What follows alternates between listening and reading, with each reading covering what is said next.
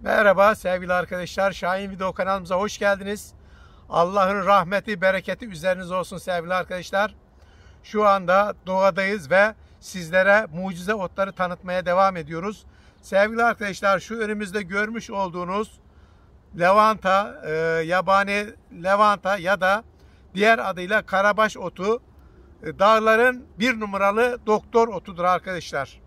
Yanlış duymadınız. Evet, şu görmüş olduğunuz, elimde tutmuş olduğum deli lavanta ya da karabaş otu birçok farklı isimlerle söyleniyor. En çok bilinen isimleri bunlardır arkadaşlar. Gerçekten doğada en çok mucizesi, en çok faydası olan, bilimsel olarak da en çok tıpta kullanılan gene bu karabaş ottur değerli arkadaşlar. Peki karabaş otu nelere iyi gelir? Başta değerli dostlarımız damar tıkanıkları, bakın kalbinizde herhangi bir sıkıntı varsa, damar tıkanıkları varsa işte bunun çayını içerek Allah'ın izniyle damar tıkanıklarını açabilirsiniz. Tabi doktor tavsiyesiyle. Gene bunun yanında diyelim ki uyuyamıyorsunuz, uykunuz kaçıyor gece. İşte bunun çayını içtiğinizde mışıl mışıl kuzu kuzu uyursunuz arkadaşlar. Sakinleştirici bir özelliği vardır. Gene ağrı kesici özelliği vardır. Özellikle hap kullanmak istemeyen insanların, hassas bünyeli insanların bu karabaş otu çayını içtiğinde ağrılarda geçirdiği biliniyor değerli arkadaşlar. Gene en güzeli de zayıflamak isteyen bayanlar, güzelleşmek isteyen bayanlar, işte bunun çayını içtiklerinde vücuttaki nem oranını yükselttiği için genç kalıyor arkadaşlar. Genç bırakıyor insanları yani. Bunu kullanırsanız gençlik yıllarınız daha uzun sürer. Kırışıklıklarınız daha geç başlar sevgili arkadaşlar. Gene bilinen en çok faydalarından bir tanesi de basur rahatsızlıklarında kullanılıyor değerli arkadaşlar. Ağrı kesici özelliği var. Basur rahatsızlıklarında kullanılıyor. Kalp damar yollarını açıyor. Saç diplerini güçlendiriyor. Gene eğer saç kıran falan varsa bu karabaş otunun suyuyla banyo yaptığınızda saçlarınız daha gür şekilde güçleniyor arkadaşlar. Gene bunun yanında tırnaklarınızda kırılma varsa, tırnaklarınızda hastalık varsa karabaş otuyla bu tırnaklarınızda tedavi etmek mümkün. Yani bunun gibi yüzlerce, binlerce bu karabaş otunun şifası, faydaları var arkadaşlar. Kendiliğinden doğada, ormanda kendiliğinden biter. Özellikle sıcak havaları sever. Mart, Nisan, Mayıs ayları gibi böyle çiçek açar arkadaşlar. Ondan sonra da tohumlaşır. Değerli arkadaşlar, işte biz de bugün doğadan, bu şifalı otlardan biraz toplayacağız. İnşallah özellikle kuru öksürüğü olanlar arkadaşlar, şıp diye kuru öksürüğünüzü keser. Gerçekten çayını içtiğinizde inatçı öksürükleri anında keser arkadaşlar. Bunun gibi binlerce faydasını saymakla sizlere bitiremeyiz değerli arkadaşlar. Mucize bir ot dedik. Tıbbın en çok kullandığı, tıbba en çok faydası olan alternatif bir bitki türüdür değerli arkadaşlar. Sevgili takipçilerimiz, şimdi bazı takipçilerimiz demişler ki abi güzel hoş anlatıyorsun da senin eğitimin nedir? Yani nasıl bunları bizlere öneriyorsun? Sevgili takipçilerimiz, biz kafamızdan bunları sallamıyoruz. Biz fizyoterapi okuduk. Yani eğitimlerini aldık. Kısa zamanda da inşallah sizlere bu diplomalarımı video olarak göstereceğim. Yani kafamızdan sallayıp sizlere bunları söylemiyoruz. Bu otların nelere faydalı olduğu konusunda, yağı nasıl alınacağı konusunda, hangi otları nasıl kullanacağımız hakkında bu otların eğitimlerini aldık arkadaşlar. Rastgele öyle kafamızdan sallamıyoruz. İnşallah kısa zamanda da bu eğitimlerimin diplomalarını çekim yapıp göstereceğim sevgili arkadaşlar. Şimdi kendimiz kullanmak üzere bu karabaş otlarından toplayacağız değerli arkadaşlar. Şöyle makasla saplarına zarar vermeden kesiyoruz. Bu kökler gene seneye gene çiçek açacak arkadaşlar. Gene verecekler.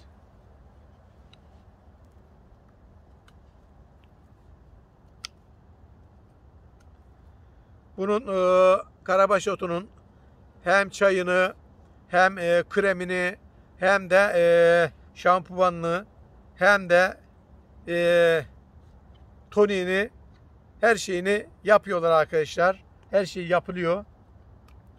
Çok şifalı bir doğal ilaçtır bu karabaş otu. Şöyle göstereyim size. Bakın karabaş otunun çiçekleri, sapları, dalları bu şekilde arkadaşlar. Karabaş otunun içinde arkadaşlar uçucu yağlar, flavonoidler, tanenler, tripenler ve rosmarinli asit gibi önemli bileşenler içerdiği için terapötik özellikleri bulunur. Karabaş otu bitkisi anti-inflamatuar özellikleri nedeniyle ağrı ve iltihapları hafifletir. Bu nedenle baş ağrısı, kas ağrısı, artrit, eklem iltihabı ve diğer ağrılı durumlarda da tedavide yardımcı olur arkadaşlar. Gene sindirim sistemi karabaş otu bitkisi içeriğinde bulunan bileşenler sayesinde mide ve bağırsakları rahatlatarak sindirim sistemi sorunlarını hafifletmeye yardım eder. Ayrıca kabızlık ve ishal gibi sindirim sorunlarının da tedavisinde etkilidir. Sevgili takipçilerimiz, gene solunum rahatsızlığı olan hastalar için de karabaş otu şifa kaynağıdır. Karabaş otu bitkisi solunum yolu problemlerinde oluşan semptomları azaltmak için kullanılabilir. Bitkinin içerdiği uçucu yağlar bronşit ve astım gibi solunum yolu hastalıklarını hafifletmeye yardımcı olur. Ayrıca sinüs tıkanıklığına da iyi gelir. Karabaş otu bitkisi bağışıklık sistemini güçlendirmeye yardımcı olan antioksidan ve antiviral birleşikler içerir. Bu nedenle soğuk algınlığı, grip ve diğer enfeksiyonlara karşı koruyucu bir etkiye sahiptir. Gene ağız ve diş sağlığı için karabaş otu bitkisi diş ve ağız sağlığı için de faydalıdır arkadaşlar. Bitkinin içerdiği antibakteriyel birleşikler diş çürümeleri ve dişteki hastalıkları önlemeye yardımcı olur. Ayrıca ağız kokusunu önlemek için de tercih edilebilir. Yara iyileştirme özelliği vardır. Karabaş otu bitkisi yara iyileşmesini hızlandırmaya yardımcı olur. Bitkinin içerdiği anti-inflamatuar birleşikler yaralarda iltihaplaşmayı azaltarak iyileşmeyi hızlandırır. Ayrıca değerli takipçilerimiz antibakteriyel özellikleri sayesinde enfeksiyon riskinin de azaltılmasında etkilidir. Gene cilt sağlığı için karabaş otu bitkisi cilt sağlığı için de faydalıdır. Bitkinin içerdiği antioksidanlar, serbest radikaller nötralize edilerek hücre hasarını önlemeye yardımcı olur. Bu nedenle de cilt yaşlanmasını yavaşlatarak yaşlılık belirtilerini azaltmaya destek olur. Karabaş otu değerli arkadaşlar geleneksel olarak çay yapılarak tüketilir. Bazı kültürlerde çayı sağlık faydaları için kullanılır. Ayrıca bazı bölgelerde yemeklerde baharat olarak da katılır. Ancak bitkinin bazı türleri toksin özelliklere sahip olabileceği için yan etkilerine neden olabilir. Bu nedenle tüketmeden önce bir uzmana danışmak önemlidir. Bitkinin yaprakları ve çiçekleri yemeklere ekşi bir tat ve aromatik bir koku verir. Bununla birlikte bazı insanlar karabaş otunun tadını ve acı keskin bulabilirler. Bu durumda diğer besinlerle karıştırarak tüketmeyi tercih edebilirler. Sevgili takipçilerimiz, bu karabaş otu aynı zamanda tümörleri de yok ediyor. Gerçekten doktorlar da bunu söylüyorlar değerli takipçilerimiz. Sadece tümörleri değil, bunun yanında bir sürü rahatsızlıklara da çok iyi geliyor değerli arkadaşlar. Özetlemek gerekirse değerli takipçilerimiz, stres ve kaygı azaltmak için kullanılıyor. Baş ağrısı, migren ve sinüzit gibi sorunları hafifletiyor. Yaraların iyileşmesini sağlıyor. Cilt bakım ürünlerinde kullanılarak cildi nemlendirme ve yatıştırma açısından tercih edilebiliyor. Saç bakım ürünlerine yer alan saçların parlaklığını ve sağlığını destekliyor. Gene bunun yanında değerli arkadaşlar solunum yolu hastalıklarının belirtilerini azaltmaya ve balgam söktürmeye yardımcı oluyor. Sakinleştirici ve rahatlatıcı etkisinden dolayı rahat bir uyku için tercih ediliyor. İçerdiği vitamin ve mineral ve antioksidan maddeler bağışıklık sistemini desteklediği için özellikle kışın tüketiliyor. Anti-enflamatuar özellikleri sayesinde vücuttaki enfeksiyon oluşumunu azaltmaya yardımcı oluyor. Yaraların iyileşmesini kolaylaştırıyor sevgili arkadaşlar. Sevgili arkadaşlar, karabaş otunun çayını nasıl hazırlayacağız? Taze veya kurutulmuş karabaş otu yapraklarından veya çiçeklerinden 1-2 yemek kaşığı alınarak bir çay süzgecine yerleştirilir. Bir tencereye 2 su bardağı su konulur ve kaynatılır. Kaynamış su çay süzgecine yerleştirilen karabaş otu yapraklarının üzerine dökülür. Çay süzgecini 5-10 dakika boyunca suyun içinde bekletilerek demlenmesi için zaman tanınır. çay süzgecini suyun içinden çıkarıp çayı servis yapacağımız bardaklara dökebiliriz. İsteğe bağlı olarak karabaş otu çayını tatlandırmak için bal veya limon ekleyebilirsiniz. Karabaş otu çayını günde 1-2 fincan tüketmek mümkündür ancak bitkinin bazı türleri toksit olabilir. Bu nedenle özellikle hamile kadınlar, emziren anneler ve ilaç kullananlar gibi risk grubu olan kişiler öncelikle bir sağlık uzmanına danışmalıdır. Karabaş otu tüketiminde doktorunuza danışarak ne kadar süreyle ve ne miktarda kullanabileceğinizi öğrenebilirsiniz değerli arkadaşlar.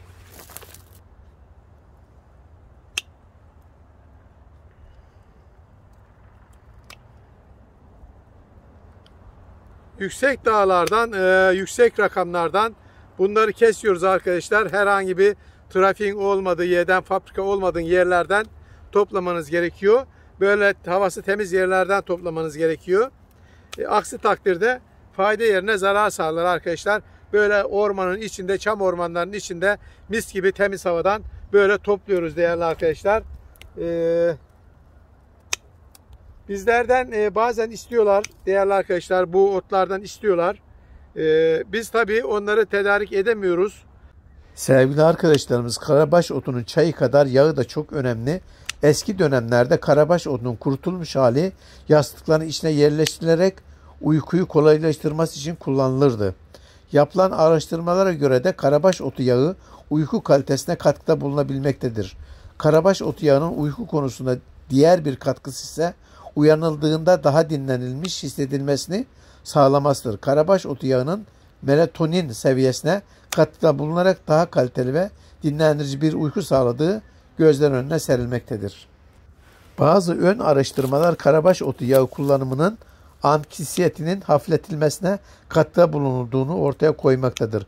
Araştırmada 8-10 hafta boyunca karabaş otu yağının ağızdan tüketilmesi ile yöntemiyle yapılmış. 2019 yılında yapılan bir çalışma ise kaygı sorununa karşı hap şeklinde karabaş otu içirilen kişilerde önemli ölçüde rahatlama yaşandığı görüldü. Karabaş otu yağı değerli arkadaşlar saç dökülmesinde de önemli rol oynuyor. Karabaş otunun halk arasında saç kıran hastalığı olarak bilinen alopesi areata sorununa karşı etkili olduğu düşünülmektedir. Bu faydaların elde edebilmesi için karabaş otu yağının yanı sıra sedir, kekik ve biberiye yağlarında kullanılması gerekmektedir. Bu yöndeki bulgulara göre 7 ay kullanım sonrası bu yağ karışımı saç büyümesine %50'ye yakın oranda katkıda bulunmaktadır. Öte yandan hayvanlar üzerinde yapılan çalışmalara göre karabaş otu yağı saç kökü sayısının artırmaya ve saçın büyümesine katkıda bulundurmaya destek olmaktadır. Karabaş otu yağı arkadaşlar adet ve ameliyat ağrılarında da kullanılıyor. Karabaş otu yağının tıp dilinde dismonere olarak adlandırılan periyot ağrılarının azaltılmasına katkıda bulunduğu düşünülmektedir. Karabaş otu yağının adet kramplarını rahatlatmaya yaradığı da öngörülmektedir. Adet ağrılarının yanı sıra lavanta karabaş otu yağının ameliyat sonrası görülen ağrıları hafifletmeye katkıda bulunduğu da görülmektedir. Karabaş otu yağı arkadaşlar böcek ısırıklarında da kullanılıyor. Araştırmalar karabaş otu lavanta yağının böcek tarafından ısırılan bölgelere enfeksiyon gelişmesini engellemeye yardımcı olduğu düşünülmektedir. Bunun yanı sıra karabaş otu yağı diğer uçucu yağlara birleştirilerek böcek uzaklaştırıcı sprey olarak da etkili olur. Uçucu yağlar cildi tahriş edebileceği için taşıyıcı yağlar ile karıştırılarak kullanılmalıdır.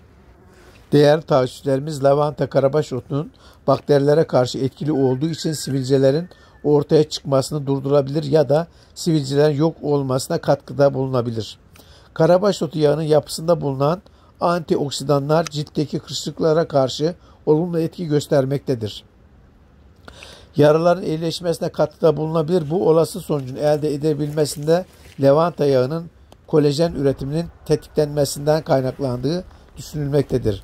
Lavanta karabaş otu yağı antimikrobiyal etkiler nedeniyle bazı egzamaların yarattığı olumsuz etkileri hastalığın altına yatan bakterilerini öldürebileceği için rahatlatabilir.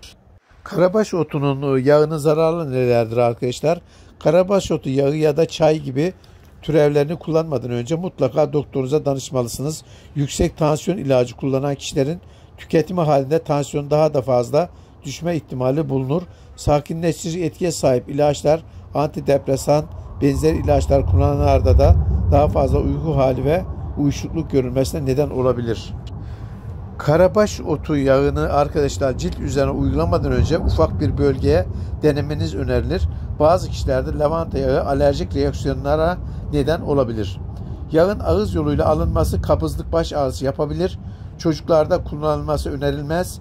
Karabaş otu yağı tek başına değil, başka taşıyıcı yağlar karşılayarak kullanılmalıdır. Karabaş otu yağı 1/4 oranda kafur içerdiği için karaciğer üzerinde zararlı etkileri olabilir. Mutlaka doktora danışmadan hiçbir şekilde kullanmanızı önermeyiz sevgili takipçilerimiz. Evet sevgili dostlarımız, yeteri kadar kendimize karabaş otu topladık. Şimdi bunları yavaş yavaş eve doğru döneceğiz. Eve gittikten sonra da bunları güzelce demet halinde bağlayarak gölgede kurutuma geçeceğiz arkadaşlar. O zaman şimdi yavaş yavaş evin yolunu tutalım artık. Bize bu kadarlık yeter. Kışın kullanabileceğimiz ailemize yetecek kadar topladık. Evet sevgili arkadaşlar. Karabaş otlarını dağdan topladık arkadaşlar. Şimdi böyle ipe dizeceğiz kuruması için. Gölgede asarak kurutacağız sevgili arkadaşlar. Hemen böyle bunlar beklerse hemen dağdan geldiğiniz gibi yapmazsanız küflenirler arkadaşlar. O yüzden ısınmadan otla hemen bağlamanız lazım. Dömet dömet bağlayacağız artık. Evet, oksitleni.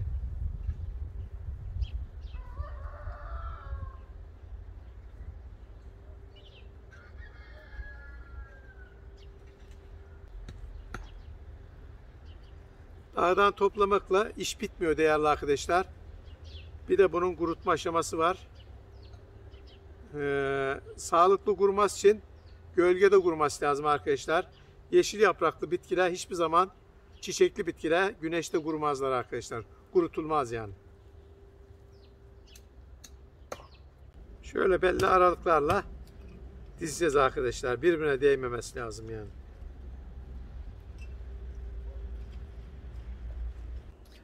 Evet sevgili arkadaşlar, gördüğünüz gibi otlarımızı dizdik. Artık kurutmaya başlayacağız. Gölge bir yere karabaş otlarımızı asacağız arkadaşlar. Böyle sıra sıra ipe dizdik. Bunları gölge bir yere astıktan sonra kurumaya yüz tutacaklar arkadaşlar. Kuruduktan sonra da kullanmaya başlayacağız sevgili takipçilerimiz. Evet, karabaş otlarını şimdi gölge bir yere asalım. Değerli takipçilerimiz, videomuzu beğenmeyi ve kanalımıza abone olmayı unutmayınız. Hoşça kalın. Allah'a emanet olun. Başka videoda görüşürüz. Allah'a ısmarladık.